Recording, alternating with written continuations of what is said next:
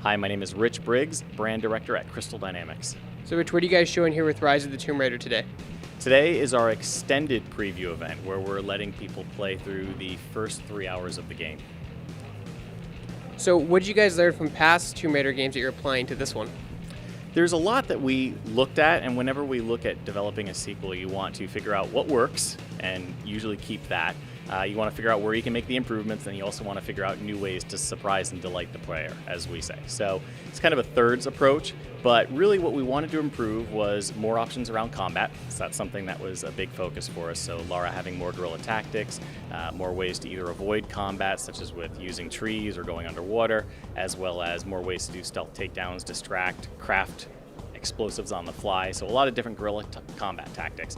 And another big way was adding more tombs. That was something that fans really told us that they wanted more tombs, they wanted more puzzles, and so we really look at this as a return to the tombs, where in Rise of the Tomb Raider you've got more main tombs, more side tombs, and they're all filled with really challenging puzzles. The game is called Tomb Raider, so yeah, that makes sense. Can you talk about kind of improvements you made on the crafting system? Because the first one had a very deep crafting system. Correct. We still have the same things where you're customizing your weapons, but now you're able to craft ammo on the fly. So for example, if Lara finds some mushrooms in the environment, she can craft poison arrows while she's moving, and this gives her a lot more flexibility during combat options, as well as taking out a group of enemies at once.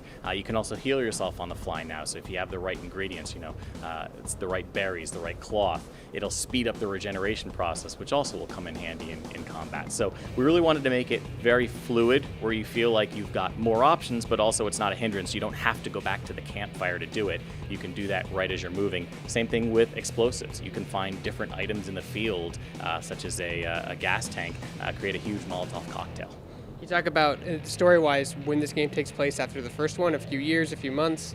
This takes place approximately 1 year after the events of Tomb Raider, Lara's return from Yamatai, and this is really about her trying to find proof of the immortal soul. She glimpsed something in her last adventure, and now she's realizing that she has to embrace her destiny as the Tomb Raider in order to find it. So it's this search, and what we found that we really wanted to do, and what was important to us, was take her on her first tomb raiding expedition. Whereas before, she was thrust into a survival situation. This time around, Lara is proactively going off on an adventure. She's making the choice to put herself in danger, put herself in harm's way for what she thinks is right. What do you think it is about Lara's character that has her survive the test of time over these last 20 years? I think there's a couple things. I think that number one, she has a lot of intelligence, and that's something that we really try and play up, for example, with the new translation system. I think that there's a certain grit to her. She's got that style and that flair that even when she's doing something that seems really hard, you feel like she's pushing herself as far as she can. And that's something that we really like to do with our survival element, and what we do with survival action is make it feel very grounded, make it feel very, very gritty. And so part of the reboot is humanizing Lara and making sure that she comes across as someone who can do amazing things, but it's not that she's pushed up to 11. She's not Teflon. This is an ordinary person in an extraordinary situation, and she's doing what she has to do to survive that. Now, the model of Lara looks a little bit different in this game. Can you explain to people why? It's not a question of changing it for the sake of changing it, but every time we try and push more and more human characteristics with Lara. And so just with technology, the advancements that happen, we can have muscle deformation, we can have better skin, the subsurface scattering of the light, the way that the light will shine through her ears, the way the eyes move, her animations. So it's just about her becoming more and more lifelike, and the technology allows us to do that.